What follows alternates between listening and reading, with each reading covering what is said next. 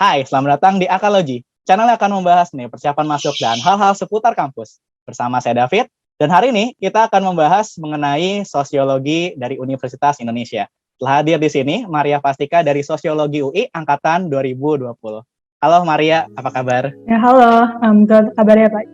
Kabarnya baik ya. Oke, makasih banyak nih Mar udah ngeluangin waktu untuk ngobrol-ngobrol bersama kita di sini. Oke. Sebelumnya pengen tahu dulu, boleh kenalin dulu Maria untuk namanya, asal sekolah, sama dulu ini masuknya jalur apa? Oke, silakan. Oke, jadi nama gue Maria Pastika Widi, bisa dipanggil Maria. Gue dari SMA 2 Bekasi, terus gue masuk Sosiologi UI itu dari jalur SIMAK. Jalur SIMAK UI, pilihan keberapa Mar? Pilihan pertama. Pilihan pertama, berarti emang bisa dibilang lo emang pengen masuk sini gitu ya? Iya, bisa dibilang gitu sih. Oke deh. Masuknya SIMAK UI dulu, SBM-nya berarti nggak dapat atau gimana, Mar? Sebenarnya waktu itu gue dari SNM sih pertama. SNM, terus gue ambil sosiologi, kayak ya udah satu-satunya itu emang sosiologi doang. Terus ternyata nggak dapet, terus ya udah di SBM gue nyoba lagi, naruh lagi tuh sosiologi pilihan pertama, nggak dapet lagi. Akhirnya nyoba terakhir banget di SIMAK.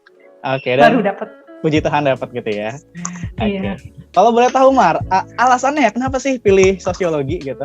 Kenapa sosiologi? Oke, sebenarnya ini mulai gue dari kelas 10 sih. Waktu itu kan kalau nggak salah tuh udah dapat 4 pelajaran minat ya, yang kayak geografi, ekonomi, sejarah minat, terus ada sosiologi kan. Terus gue sempat ikut semacam tes minat bakat gitu. Di situ suruh ngisi nanti tuh cita-citanya mau jadi apa. Terus gue belum tahu tuh sebenarnya, kayak gue masih kosong aja gitu, nggak tahu mau ngisi apa. Terus kayak akhirnya gue mulai lihat lagi tuh kan di pelajaran gue di PS ada apa aja. Terus sosiologi ini ada, terus ternyata sosiologi itu relate juga nih jadi pengamat sosial. Terus menurut gue pengamat sosial itu menarik. Nah ya dari kelas 10 itu gue kayak udah mulai ada tujuan nih mau ke sosiologi, walaupun sebenarnya gue sempat kepikiran juga mau masuk HI.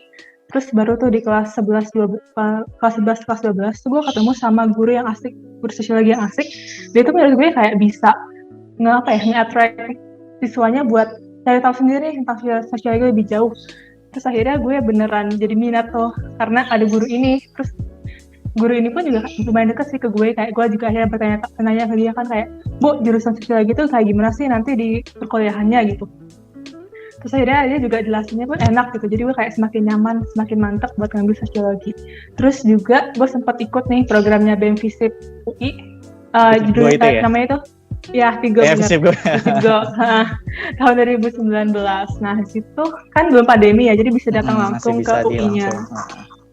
Nah di situ gue lihat tuh kan gimana sih vibes-nya Visip gitu. Ternyata first impression gue tuh ke Visipnya positif banget, kayak welcome gitu ke semua orang, maksudnya dengan latar belakang apapun ya, nggak mandang dia gimana atau dari mana dari asalnya. Iya. Jadi kayak udah diterima gitu semuanya di Visip. Menurut gue itu kayak ya nilai plus sih. Iya, welcoming yang bagus lah ya untuk sebelum kesananya ya. Nah, ya itu pertimbangan juga sih sebenarnya kan. Terus satu lagi, alasan pribadi gue tuh kayak gue pengen nge-challenge diri gue, kayak karena kan gue bukan yang gampang bisa fit in ya ke satu situasi baru atau dengan orang yang baru. Jadi menurut gue dengan gue masuk sosiologi itu sekalian mengasah skill sosial gue gitu, kayak biar gue bisa makin terasa lah gitu skill untuk berbaur atau berinteraksi dengan orang lain gitu. Jadi lo sebelumnya ngerasa belum mampu nih Mar untuk gampang bersosialisasi gitu ya? Sebenarnya lebih ke apa ya, agak canggung aja sih, kayak ini juga lingkungan baru kan ya. Perlu waktu lebih lama sih menurut gue, kayak dibanding dengan orang lain gue perlu waktu lebih lama untuk bisa adaptasi di situ. Oke deh, ya bagus. Ngomong-ngomong Mar, persiapan masuknya tadi kan udah kasih tahu ya nih alasannya tuh bagus lah, dari guru juga pengaruh besar gitu ya. Persiapan masuknya dulu, gimana sih akhirnya sampai bisa keterima di SIMAK UI? Karena SIMAK UI kan terkenal susah ya soal-soalnya, bisa dibilang paling susah di antara ujian yang lain. Gimana cara lo persiapin dulu? Sebenarnya persiapan gue nggak yang gimana sih, nggak yang ambisius banget gue belajar sampai malam pun enggak gitu kan. Jadi gue bimbingnya online aja gitu kan ya, mungkin ya dari situ gue mulai ngerangkum juga latihan soal, terus ikutan try out. Habis itu gue main Twitter kan waktu itu, ada tuh ambis first gitu, kayak orang-orang suka nge-share materi, orang-orang suka ngasih info tentang tryout, terus gue mau ikutin juga, terus gue follow-followan juga tuh sama anak-anak pejuang 2020 lah gitu sebutannya Ambis First itu. Terus gue tuh ngebantu sih sebenarnya, kayak biar gue bisa semangat juga walaupun gue nggak ada bimbel yang offline gitu kan, nggak ada bimbel konvensional. Menurut gue mereka tuh bisa ngasih motivasi juga gitu, ngeliat orang-orang yang dapet nilai tryout bagus, gue jadi ikut terdorong supaya gue bisa memacu diri gue lagi untuk dapetin nilai yang memuaskan juga gitu. Oke, keren ya. Jadi nggak bimbel yang konvensional pun tetap bisa ya, Mar. Asalkan lo mau coba untuk reach out mereka gitu ya. Jadi kayak lo punya semacam komunitas mungkin, bener?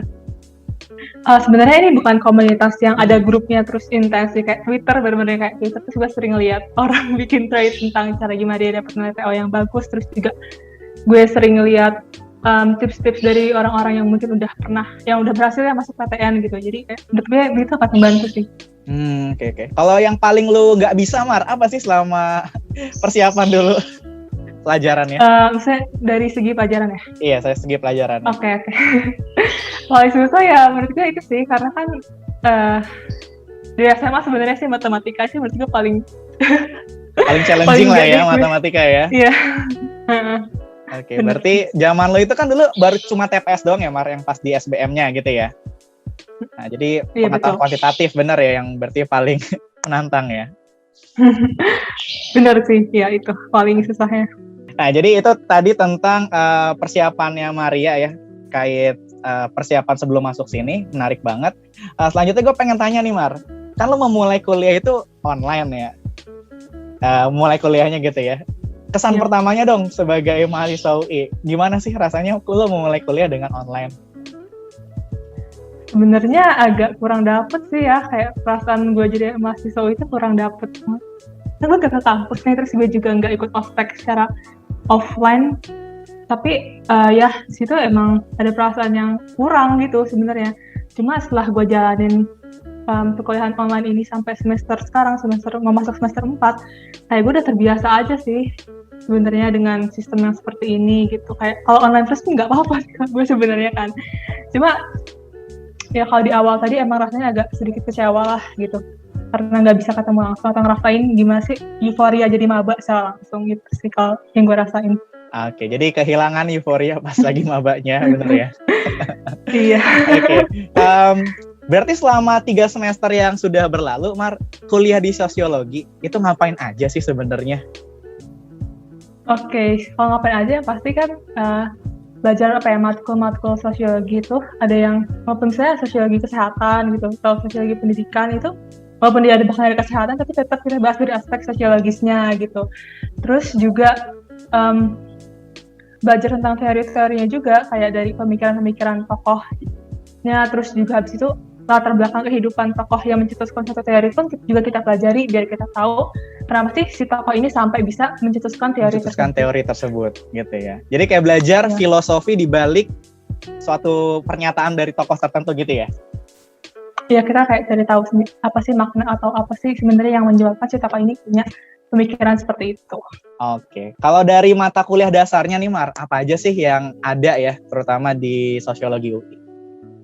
Kalau untuk dasarnya itu sebenarnya kalau dari semester 1 ya, di FISIP itu sendiri ada mata kuliah wajib fakultas, itu kayak semua mahasiswa FISIP dari 7 jurusan tuh dapat semua.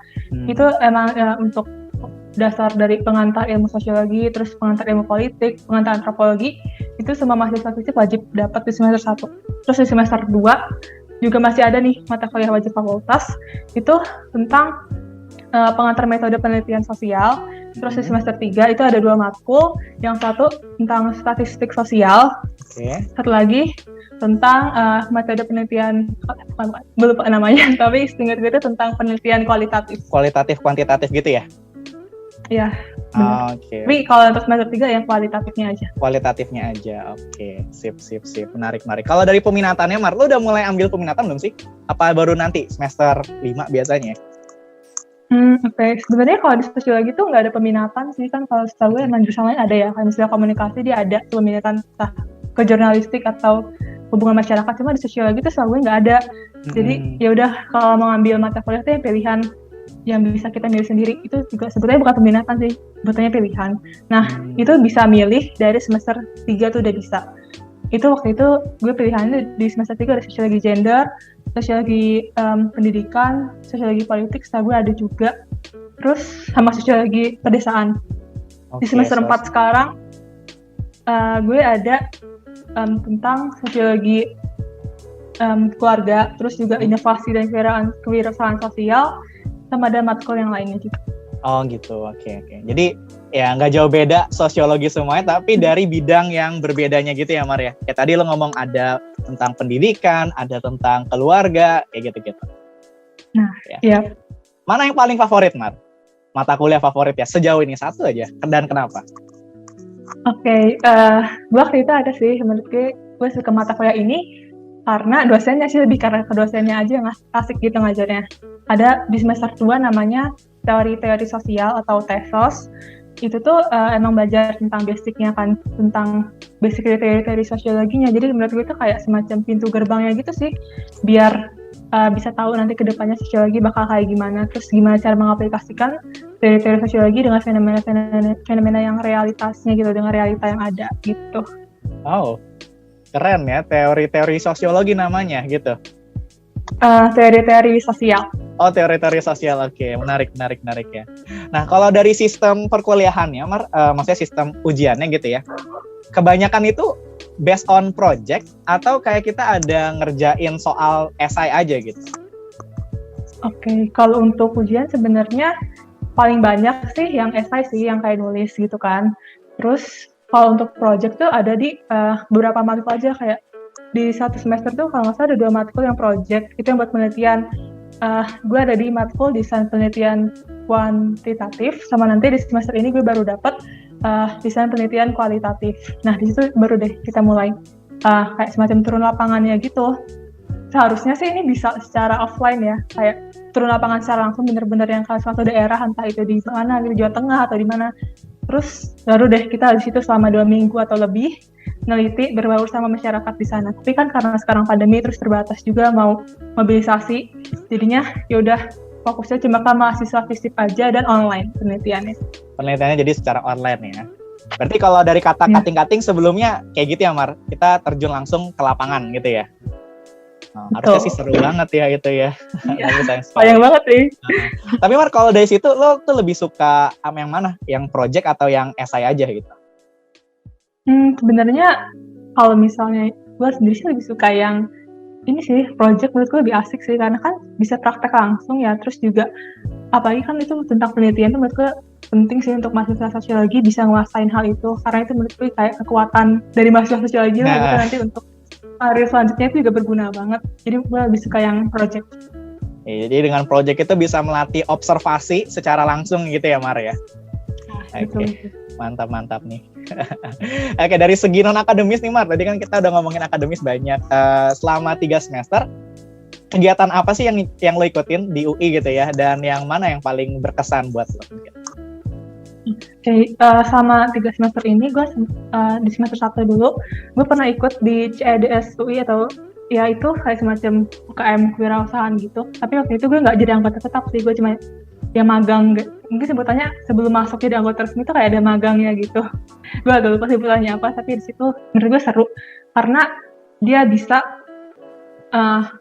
dan relasi, terus juga kayak belajar basic-basic dari gimana sih cara bikin usaha gitu kan, kayak kita masih mahasiswa terus butuh relasi juga kan, bisa nemu lah gitu orang-orang yang sama di UKM itu. Terus yang kedua di semester 2 gue join jadi anggota di BEM FISIP UI, jadi stafnya Departemen Keilmuan.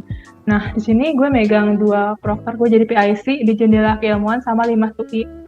Nah habis itu satu lagi di semester 3 gue nyoba join di Suma UI atau Suara Mahasiswa UI. Itu kayak semacam organisasi pers buat UI-nya gitu. Nah di situ gue join di divisi humasnya. Kalau yang Suma itu kebanyakan memang anak FISIP mungkin ya Mar yang ikut? Kalau di Suma sebenarnya terbuka sih buat semua anak UI dari jurusan manapun. Cuma kalau misalnya gue lihat sendiri banyaknya dari FISIP, FIB sih kalau yang gue lihat. Ya, soalnya kan sosial banget ya ininya ya. Bener. Oke, keren banget Mar. Jadi cukup balance lah ya antara kegiatan akademis sama non akademisnya, gitu ya? Ya, sebenarnya gue agak kurang merasa balance banget, tapi Dicoba Gue untuk dapet balance ya. pengalamannya. Oke, bagus. Udah pernah ikut lomba-lomba belum sih Mar selama kuliah di UI? Oh, kalau untuk lomba gue belum pernah ikut lomba. Oke, sip. Nah, kalau dari, ini gue pengen tanya Mar, gue nggak tahu apakah ada perubahan ini tentang biaya kuliah itu masih kalau di rumpun sosial tuh range-nya dari berapa sampai berapa sih Mar? Range-nya aja gitu mungkin. Nah, gue kan ada 2 kategori ya, yang BOPB sama BOPP. Terus kalau BOPB itu dia startnya kalau nggak salah 500.000 sampai 7,5 apa berapa gitu, gue lupa. Kalau BOPB-nya, kalau BOPP itu kalau nggak salah dia mulai dari 7,5 sampai berapa bulan atau berapa. Asal gue kalau BOPB-nya itu kan dia dikasih keringanan UKT, terus kalaupun ternyata udah dikasih keringanan tapi masih nggak puas gitu, masih masa keberatan bisa banding lagi. Masih banding ya. Nah, bisa diturunin lagi tuh jadinya. Nah, secara umum memang kalau yang di UI, yang Saintek memang sedikit lebih mahal ya kalau dari BOP-nya ketimbang yang Soskom. Nah, kalau dari lulusannya nih Mar, kita gak usah muluk-muluk lah ya. Kan kalau kuliah itu katanya untuk dapat kerjaan yang lebih baik.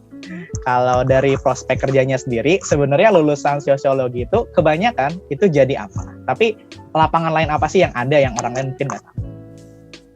Oke, sebenarnya kalau sosiologi itu asalkan dia masih berhubungan dengan orang lain, maksudnya kayak benar-benar yang bidang sosial itu masuk-masuk aja sih.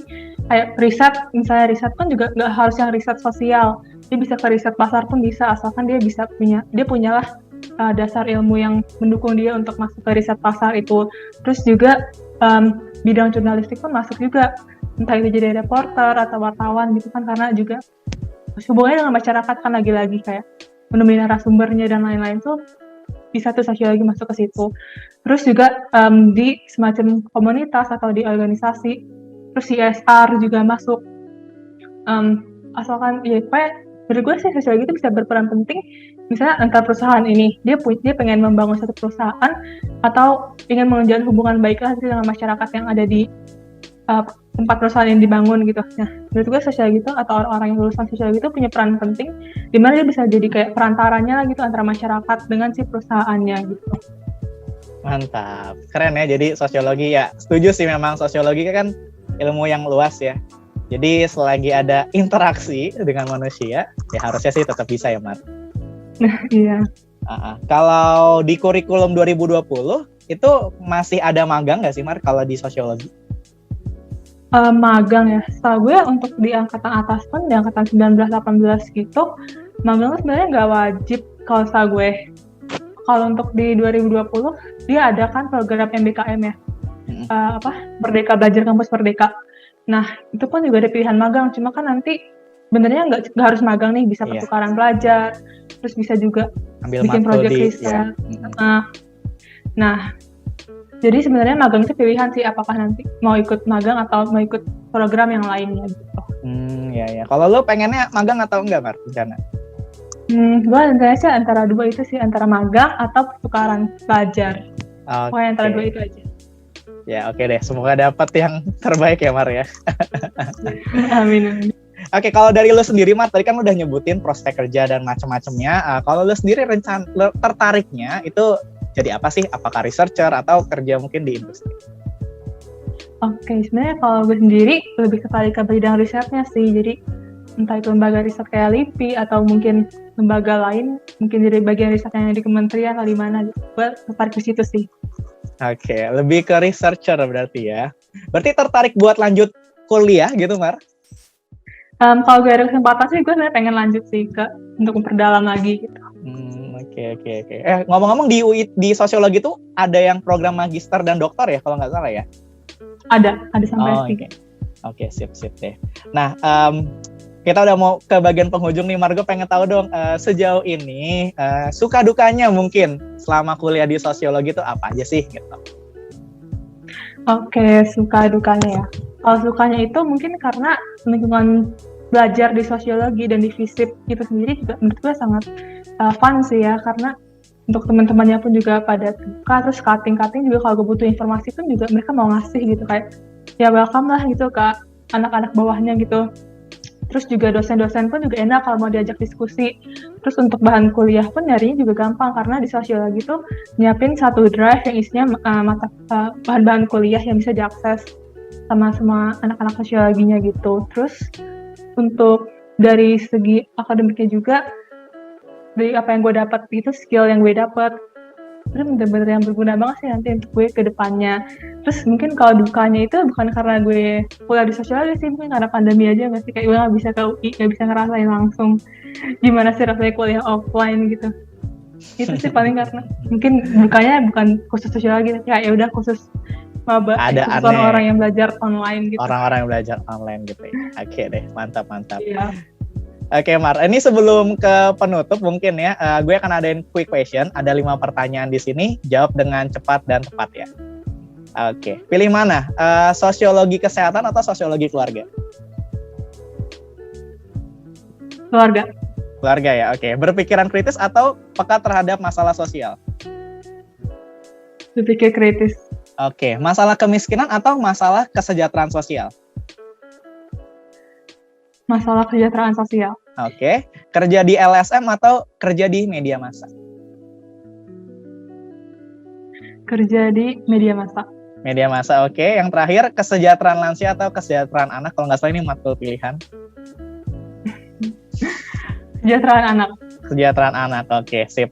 Terakhir Maria, untuk sobat AK di rumah atau adik-adik di rumah, boleh dong minta pesan-pesannya buat yang mereka mau masuk ke sini, kira-kira ada pesan apa untuk mereka? Yuk, silakan.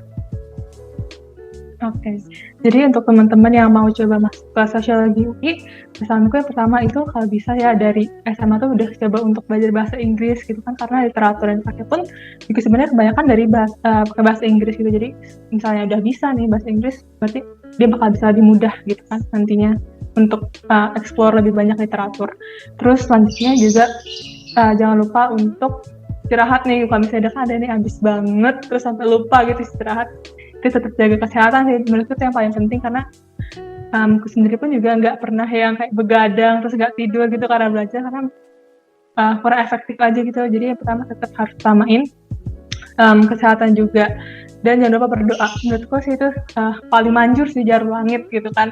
Kayak ya udah, dari beberapa kelas berusaha pun kalau misalnya tanpa jalur langit gitu pasti menurutku hasilnya bakal beda lah gitu. Oke, keren banget ya. Berarti Maria Inggrisnya bagus ya? Pernah TOEFL, Mar? Belum sih, cuma kayak masih belajar sebenarnya untuk bahasa Inggris, masih memperdalam lagi. Oke, jadi emang dibutuhkan lah ya kalau untuk sebelum masuknya udah punya kemampuan bahasa Inggris yang baik. Oke deh, terima kasih banyak Maria untuk waktunya. Sukses untuk kedepannya dan semester-semester selanjutnya. Ya. Amin, terima kasih juga ya apalagi udah undang gue ke sini. Yeay. Oke, ya. Buat sobat AK di rumah, terima kasih banyak telah menyaksikan video ini dari awal sampai akhir. Apabila ada pertanyaan terkait Maria dan sosiologi UI, bisa tulis di kolom komentar di bawah ini. Untuk video kali ini, sampai jumpa di video selanjutnya. Dadah.